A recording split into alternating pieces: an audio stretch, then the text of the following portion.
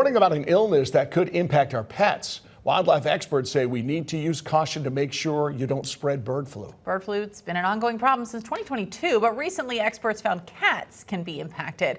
Our Evan Lasik with us now. Evan, you spoke with Zoo Knoxville today, and they say they have protocols set in place specifically for bird flu. Yeah, and the vet told me they are constantly updating those protocols as well, all to make sure that their animals are safe. They say this is a virus that stems from wild animals, so it's important to keep it out of your house as well as out of the zoo. It goes by many names: H5N1, avian influenza, but commonly it's called the bird flu. Veterinarians say this outbreak started in 2022 and can be contagious as well as deadly.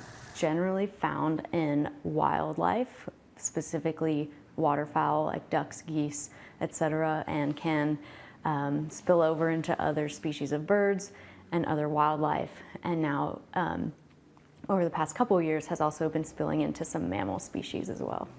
Some of those mammals now include cats. Big cats as well as house cats can be infected by the bird flu. While other mammals can be infected as well, a vet says there's a bigger concern for felines. They seem to be more clinically affected than other mammals that we've seen so far. They tend to get severe neurologic disease and severe pneumonia and can die from that. Just last month, TWRA sent a reminder urging people to be careful if they come across a sick or dead bird. Hunters should skin the bird outdoors and throw away the remains. And when you come back inside after seeing a possibly infected bird, make sure you change your clothes and shoes. Then wash your hands and anything you've touched. Zoo Knoxville also following a similar protocol to keep their animals safe.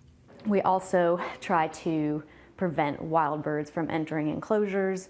And finally, we also source our food products like chicken and other poultry products from reputable sources that are being tested for this virus and not allowing an infected bird to get into the food chain.